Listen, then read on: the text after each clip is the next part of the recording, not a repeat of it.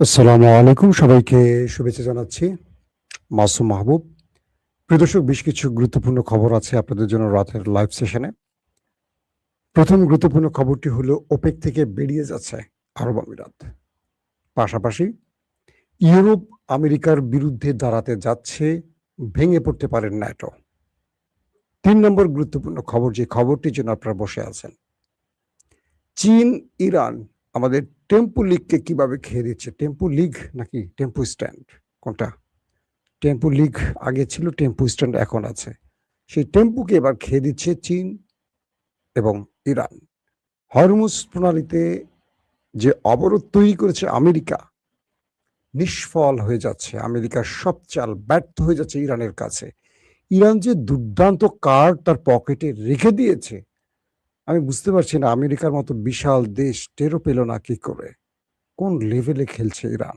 চলেন, আজকে খুব বেশি খবর দিব না, তবে যে খবরগুলো দেব একটু বিশ্লেষণধর্মী খবর দিতে চাই। অনেকে প্রশ্ন করেছেন আমার মেয়ে কেমন আছে। আলহামদুলিল্লাহ, এখন মোটামুটি ভালো। আপনাদের দোয়ায় সুস্থ হচ্ছে। দোয়া করবেন যেন সব ঠিকঠাক থাকে। প্রিয় দর্শক, ওপেক থেকে বেরিয়ে গেল বা বেরিয়ে যাবার ঘোষণা দিয়েছে আরব আমিরাত। ওপেক সংগঠনটি জানেন যে ১২টি দেশের সমন্বয়। তেল সমৃদ্ধ বা তেল উত্তোলনকারী বা তেল খনিজ সম্পদ যাদের আছে, সেরকম রাশিয়া, সৌদি আরব, আরব আমিরাত, এই তেল দেশগুলোর একটি সংগঠন। এবং তারা একটি টিমের মতো পৃথিবীতে তেল বিক্রি করে থাকে। তো সেখান থেকে আরব আমিরাত বেরিয়ে গিয়ে বিশ্ববাজারে নিজের মতো এখন তেলের নিয়ন্ত্রণ করবে বা তেল বিক্রি করবে। আরো অনেকগুলো বিষয় আছে। তো এটা খুব আমার কাছে ভাইটাল মনে হচ্ছে খবরটা, এই কারণে পুরো ওয়ার্ল্ড অর্ডার ভেঙে যাচ্ছে। বিশ্ব নিয়ন্ত্রণ আমেরিকার হাত থেকে বেরিয়ে যাচ্ছে। তাই এই খবরটি খুবই গুরুত্বপূর্ণ। ইরানে আক্রমণ করে আমেরিকা দেখতে পাচ্ছে তার পায়ে তিনি নিজেই কুড়াল মেরেছেন। যে ওয়ার্ল্ডকে তিনি কন্ট্রোল করতেন এক আঙ্গুলের ইশারায়, ওঠাতো আর বসাতো, সে ওয়ার্ল্ড অর্ডার এখন ভেঙে যাচ্ছে, পুরোপুরি তাসের ঘরের মতো ভেঙে যাচ্ছে। আপনারা দৃশ্যপটে দেখেন কি ঘটছে প্রতিদিন। যারা নিয়মিত খবর শুনছেন তারা বুঝতে পারছেন আমেরিকার পরাশক্তির যে মসনদ, সেটা এখন নড়বড়ে হয়ে গেছে অথবা ঘুণে ধরে খেয়ে ফেলছে। এখন যে কোনো সময় হুড়মুড় করে ভেঙে চুরমার হয়ে পড়ে যাবে। আরব আমিরাত যখন ওপেক থেকে বেরিয়ে যাচ্ছে, তখন ইউরোপ নতুন পরিকল্পনায় মাঠে নেমেছে। ইউরোপের পরিকল্পনা কি? ইউরোপ আমেরিকার বলয় থেকে বেরিয়ে যেতে চায়। ডোনাল্ড ট্রাম্প ইউরোপকে নিয়ে যে বক্তব্যগুলো দিচ্ছেন বা ইউরোপকে হুমকি ধুমকি দিচ্ছেন, গ্রিনল্যান্ড দখল, এটা সেটা, স্পেনকে ন্যাটো থেকে সাসপেন্ড করবেন, অমুককে এটা করবেন, তমুককে এটা করবেন, মাঝে মাঝে যে বলে পুরো ন্যাটো আমি চালাই, এটা চালাই, ওটা চালাই, এই করি সেই করি। ডোনাল্ড ট্রাম্পের এই ইরানে আক্রমণের পর বিশ্ব তেলের বাজার অস্থির হওয়া, ইউরোপ আস্তে আস্তে লকডাউনে চলে যাওয়ার প্রস্তুতি চলছে, মানে লকডাউনের অবস্থায় পড়তে যাচ্ছে। ইউরোপের কারখানা, শিল্প কারখানা বন্ধ হওয়ার পথে, সবকিছু মিলে ইউরোপ বুঝতে পারছে ট্রাম্পের পাগলামির জন্য তারা বিশাল অঙ্কের ক্ষতির মুখে পড়ছে। তাই ইউরোপ এখন সিদ্ধান্ত নিতে যাচ্ছে। বিভিন্ন বিশ্লেষণে উঠে আসছে ইউরোপ এখন নিজেরা স্বয়ংসম্পূর্ণ হতে চায়। তারা ভাবছে যে আমেরিকার নিয়ন্ত্রণে আর থাকার সুযোগ নেই, সময় নেই। কারণ আমরা আমেরিকার পায়ের তলায় থাকতে থাকতে আমরা নিজেরা নিজেদের পরিচয় ভুলে যাচ্ছি। এক ট্রাম্প, এক আমেরিকা আমাদের নিয়ন্ত্রণ করবে তার ইচ্ছে মতো, আর আমরা মাসুল দেব, এটা হতে পারে না। এবং ন্যাটো থেকে ট্রাম্পকে বের করা বা ট্রাম্প বেরিয়ে যাওয়া যে হুমকি ধুমকি দিচ্ছে, ন্যাটো প্রয়োজনে ইউরোপ নিজেরাই নিয়ন্ত্রণ করবে আমেরিকা বিহীন, এমনও চিন্তা ভাবনা চলছে, এমনও বিশ্লেষণ উঠে আসছে। চিন্তা করতে পারেন যদি ন্যাটো থেকে আমেরিকাকে বের করে দেয়া হয় বা ন্যাটো যদি আমেরিকা বিহীন হয়ে যায়, তাহলে এই ন্যাটোটা কি হবে? আমেরিকার অবস্থা কি হবে? এক ঘরে, পুরো একা। রাশিয়ার তাও তো ইরান আছে, উত্তর কোরিয়া আছে, চীনের মতো পরাশক্তি আছে। আমেরিকার থাকবে কে? এই যে বাংলাদেশ যারা আমেরিকার কথায় উঠে বসে, তারাও তো আমেরিকাকে চিনবে না, বলবে তুই বেটা কে? তো এই মুহূর্তে ইউরোপ নিজেরা চিন্তা করছে তারা কিভাবে এখান থেকে নিজেদের ঐক্য ধরে রাখবে ইউরোপীয় রাষ্ট্রের মধ্যে। এবং ন্যাটোতে যদি প্রয়োজন হয় পরিশুদ্ধ করা, আমেরিকার মুক্ত করা, সেখানেও তারা চিন্তা করছে, এমনও শোনা যাচ্ছে। তো এক বাক্যে এইটুকু বলা যাচ্ছে যে ডোনাল্ড ট্রাম্পের কারণে আমেরিকা তার পরাশক্তির জায়গা, সুপার পাওয়ারের জায়গা থেকে ছিটকে পড়ে যাচ্ছে। যদি ইউরোপ আমেরিকাকে আর মোড়ল হিসেবে না গোনায় ধরে, বা ইউরোপ যদি আমেরিকার বন্ধুত্ব বা মিত্রত্ব থেকে সরে যায়, সেক্ষেত্রে চীন পাশে এসে দাঁড়াবে। চীনকে ইউরোপ ব্যবহার করবে যে তুমি রাশিয়াকে বোঝাও যেন রাশিয়া আমাদের শত্রু না থাকে, তাহলে আমেরিকাকে আমাদের প্রয়োজন নাই। কারণ রাশিয়ার বিরুদ্ধেই তো এই ন্যাটো তৈরি করা হয়েছে, বা ইউরোপীয় ইউনিয়ন রাশিয়ার বিরুদ্ধে একটা ঐক্যবদ্ধ রাষ্ট্রের একটা কি বলবো সংস্থা। তো এখন চীন তো ইউরোপের সাথে খুব ভালো সম্পর্ক, চীনের সাথে পৃথিবীর বিশ্ববাজারের খুবই ভালো সম্পর্ক। একদিকে গালফ কান্ট্রি, একদিকে ইউরোপ, একদিকে আফ্রিকা, একদিকে এশিয়া। তো ইউরোপ ভাবছে যদি আমরা আমেরিকার হাত ছেড়ে দেই তাহলে রাশিয়া আমাদের কামড় দেবে কিনা, এক নম্বর। সেক্ষেত্রে আমাদের দ্বিতীয়ালির দায়িত্বটা কে নিতে পারে? চীন। দুই, যদি ন্যাটো থেকে আমরা আমেরিকাকে বের করে দেই তাহলে কি আমাদের ইউরোপের বা ন্যাটো শক্তি কমে যাবে, নাকি ন্যাটো তার রূপে ফিরে আসতে পারবে? কারণ আমেরিকা যেভাবে ইউরোপকে নিয়ে তুচ্ছ তাচ্ছিল্য করছে, বা ইউরোপকে যেভাবে নাকে দড়ি দিয়ে ঘোরাচ্ছে তার ইচ্ছে মতো, খেল খুশি মতো, ইউরোপ কি বলছে যে ইরাক ধ্বংস হলো, সিরিয়া ধ্বংস হলো, আফগান ধ্বংস হলো, ভিয়েতনাম ধ্বংস হলো, প্রত্যেকটা ক্ষেত্রে আমেরিকা ইউরোপকে ভুল বার্তা দিয়ে যুদ্ধে টেনে এনেছে। পরক্ষণে দেখা গেছে যে ইরাকে কোনো রাসায়নিক বা ভয়ঙ্কর কোনো অস্ত্র ছিল না, কিন্তু রাসায়নিক অস্ত্র বা বিভিন্ন পারমাণবিক অস্ত্র হাবিজাবির নাম দিয়ে ইউরোপকে নিয়ে এসছে। আফগানে বিভিন্ন অজুহাতে পুরো ন্যাটোকে টেনে এনেছিল আমেরিকা, 20 বছর সেখানে থেকেছে। ইউরোপের দেশগুলো বা ন্যাটোর দেশগুলো অনেক টাকা গচ্ছা দিয়েছে, ফলাফল কিছু হয়নি। তো ইউরোপ এখন তারা আর মানে আমেরিকার খেলার পুতুল থাকতে চায় না, তারা এখন নিজেরা নিজেদের পরিচয় ফিরতে চায়। যদি এই কাজটি শেষ পর্যন্ত হয়ে যায়, এগুলো আলোচনা চলছে, কনফার্ম এখনো হয়নি। যদি ইউরোপ আমেরিকা থেকে মুক্ত হয়ে আমেরিকার দাসত্ব থেকে বেরিয়ে যায়, যদি ন্যাটো আমেরিকা মুক্ত হয়ে যায়, তাহলে এক বাক্যে বলা যায় আমেরিকা সোভিয়েত ভাঙার পর যে রাশিয়া তৈরি হয়েছে ধপাস করে মাটিতে পড়ে যাবে, একদম ধপাস করে। স্নো পড়বে না, আকাশ থেকে যখন মানুষ পড়ে একটা সিঁড়ি থেকে পড়লে গড়ায় গড়ায় পড়ে, কিন্তু আকাশ থেকে যখন পড়ে ধপাস করে পড়ে, আমেরিকা ধপাস করে পড়ে যাবে। তার মানে ইরান আমেরিকাকে এমন জায়গায়, এমন মাইনকে চিপায় ফেলছে যে আমেরিকা এখন দম নিতে পারছে না। চারদিক থেকে আমেরিকা বেকায়দায় পড়ে গেছে। আমেরিকার এস্টাবলিশমেন্ট দেখছে যে আমেরিকার ওয়ার্ল্ড অর্ডার ভেঙে যাচ্ছে, আমেরিকার সিস্টেম ভেঙে পড়ছে, বিশ্ব আমেরিকার পাশ থেকে সরে যাওয়ার পরিকল্পনা করছে, কিন্তু ট্রাম্পকে নিয়ন্ত্রণ করতে পারছে না। কারণ ট্রাম্প এক ইসরায়েলের কাছে মাথা বিক্রি করে দিয়েছে। কারণ ইসরায়েলের কাছে ট্রাম্পের কোনো বিশেষ ভিডিও আছে, ওই যে মাঝে মাঝে আমাদের ইলিয়াস ছাড়ে কিছু ভিডিও।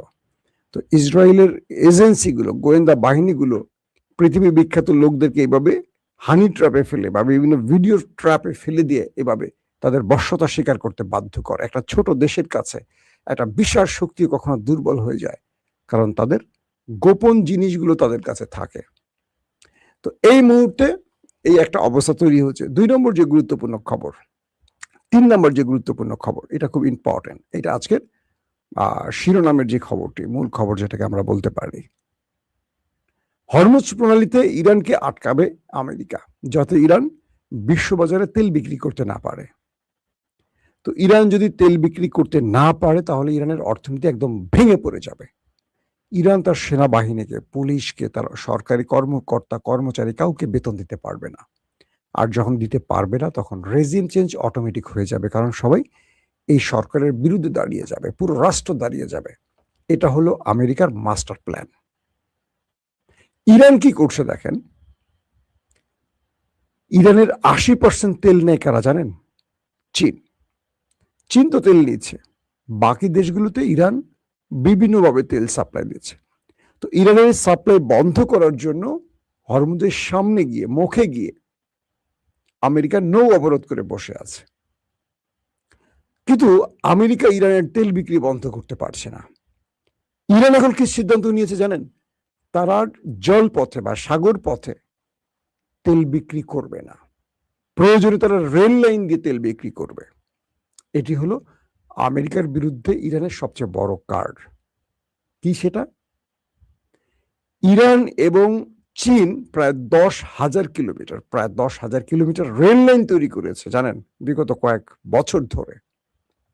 তুর্কমেনিস্তান, উজবেকিস্তান, তারপর আরো যে মানে তুরস্ক জাতিগোষ্ঠীর কয়েকটি দেশ আছে, তুরস্ক আছে, তো উজবেক টুজবেক সবকিছু নিয়ে প্রায় 10,000 কিলোমিটারের একটা রেল লাইন ইরান এবং চীন তৈরি করেছে।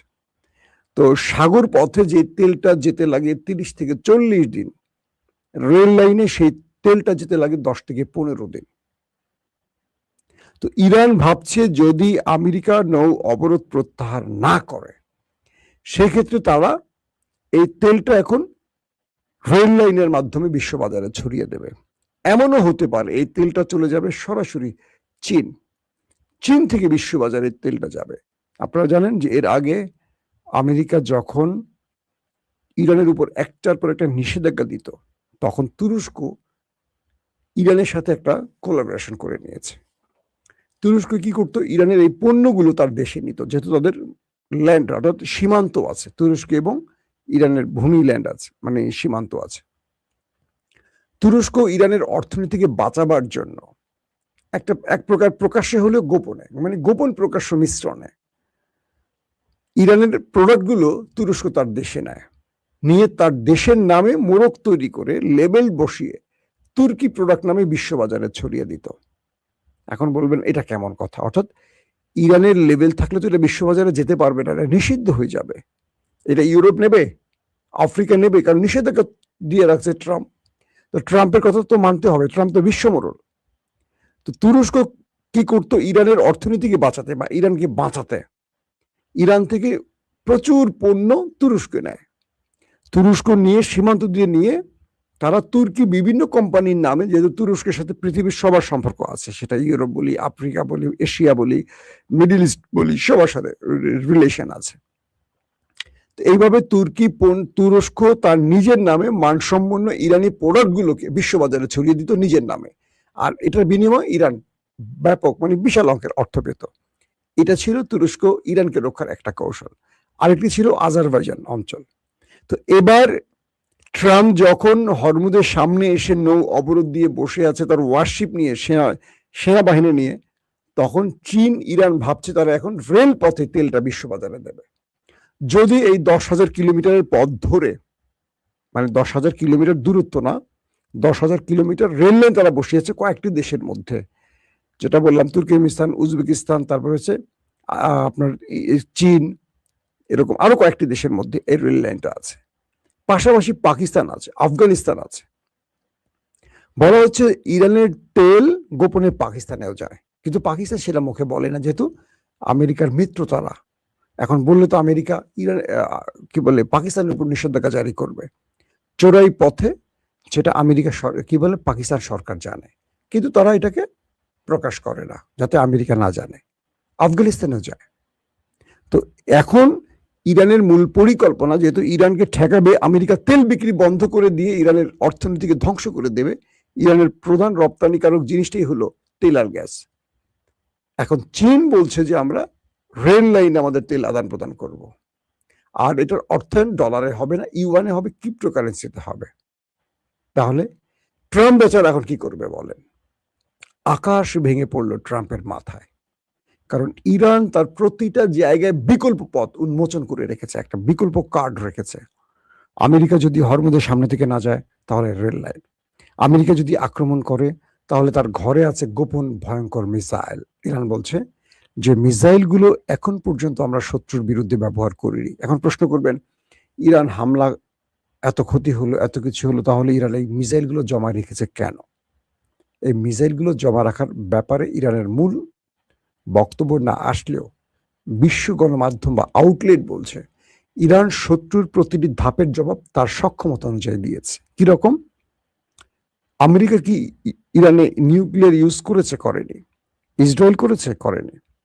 তারা যেই লেভেলে অ্যাটাক করেছে, যুদ্ধ বিমান দিয়ে মিসাইল বা বোম্বিং করা বা মিসাইল ছোড়া, ইরান সেই কাজটি করেছে। ইরান তার যুদ্ধ বিমান কম ব্যবহার করেছে, তারা ড্রোন এবং মিসাইল ব্যবহার করেছে। যখন ইসরায়েল কিংবা আমেরিকা ইরানে ভয়াবহ কোনো অ্যাটাক করবে, নিউক্লিয়ার টাইপের বা এরকম আরো ভয়ঙ্কর কিছু যেটা ইরানের ব্যাপক ক্ষতি করেছে, তখন ইরান তার পকেট থেকে বা তার গোপন জায়গা থেকে আরেক ভেরিয়েশন মানে নতুন ভেরিয়েশনের মিসাইল মারবে। ইরান ভাঁজে বাজে তার অবস্থাটাকে ধরে রেখেছে যাতে আমেরিকা অবস্থাটা বুঝতে না পারে। অর্থাৎ আমেরিকা এখন পর্যন্ত ইরানের যে কটা অ্যাটাক হয়েছে ড্রোন মিসাইল এটা সম্পর্কে অবগত হয়েছে আমেরিকা ইসরায়েল। ধরেন এই যে 40 দিন যুদ্ধ শেষে যে বিরতিটা হলো, এই বিরতিতে তারা আমেরিকার ইরানের ড্রোন এবং মিসাইল ঠেকাবার জন্য কি কি পদক্ষেপ এগুলো কিন্তু তারা করে নিচ্ছে, যাতে ইরান এই মিসাইলগুলো বা ড্রোন দিয়ে যেভাবে কাঁপিয়েছে গালফ কান্ট্রি বা মার্কিন বেজ বা ইসরায়েলকে, তারা সেই জায়গাগুলো যেখানে গ্যাপ সেই গ্যাপগুলোকে এখন পূরণ করবে। কিন্তু ইরানের কাছে যে আরো ভয়ঙ্কর মিসাইল আছে ইরান তো সেগুলো ব্যবহার করেনি, এগুলো সম্পর্কে আমেরিকা ইসরায়েলের কোনো আইডিয়া নাই। তো দ্বিতীয় ফেজে যখন যুদ্ধটা আবার বাঁধবে, ইরান সেই মিসাইলগুলো যখন মারবে, তখন আমেরিকা ইসরায়েল আবার অন্ধ হয়ে যাবে, তাদের প্রতিরক্ষা ব্যবস্থা ইরানকে ইন্টারসেপ্ট করতে পারবে না। তারপরের ফেজে কি হবে সেটাও ইরান তৈরি করে রেখেছে। অর্থাৎ ইরান এক মাঠে মানে একই সঙ্গে যুদ্ধ করেছে আর মাটির নিচে বসে তাদের যে সুরঙ্গের মধ্যে বিশাল টানেল সিস্টেম করে একটা নতুন পৃথিবী, মানে যেটাকে বলা হয় মিসাইলের পৃথিবী বা ড্রোনের পৃথিবী নগরী, সেখানে তাদের প্রতি ঘন্টায় মিসাইলের কাজ চলছে। অর্থাৎ আগে তারা যে মিসাইল বা ড্রোন গুলো বানাতো একটা টাইম শিফট করে 24 ঘন্টা এখন তাদের কাজ চলছে, 24 ঘন্টা। অর্থাৎ যে মিসাইল বা ড্রোন গুলো তারা ব্যবহার করার কারণে সংকট হবে সেই সংকট তারা পূরণ করে ফেলেছে ইরান, কারণ তাদের এই মিসাইল ড্রোন গুলো বানাতে হিউজ খরচ করতে হয় না, আমেরিকার যেমন অনেক খরচ করতে হয়।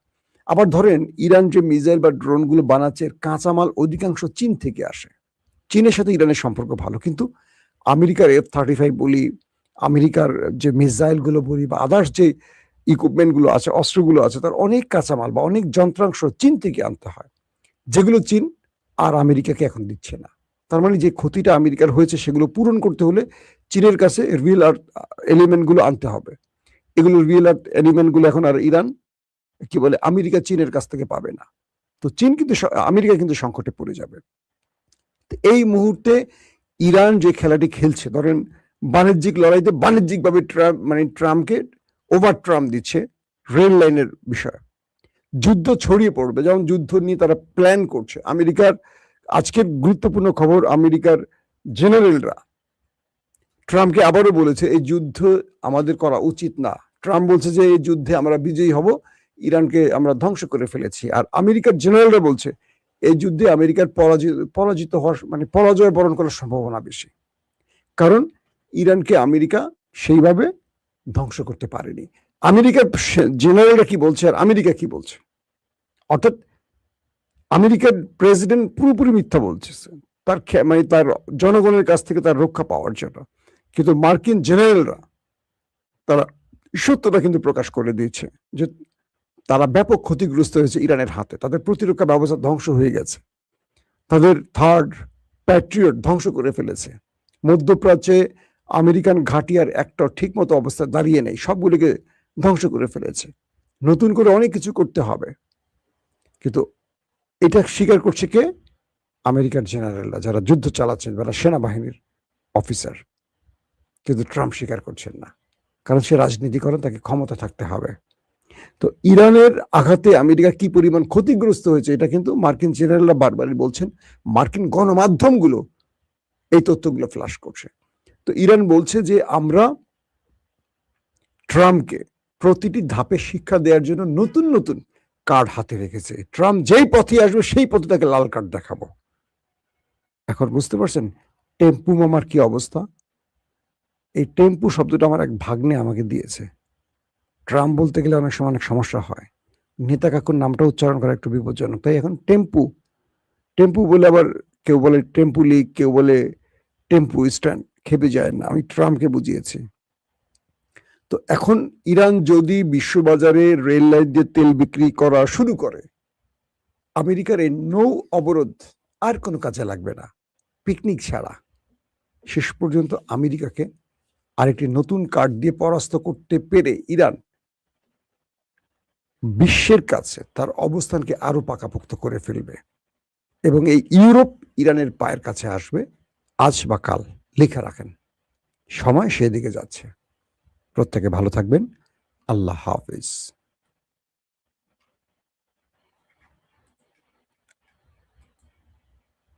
ওপেন দাইস মানে সত্যকে সত্য বলা, মিথ্যেকে মিথ্যে বলা। আমরা শোনা কথা নয়, চোখে যা দেখি তাই বলি।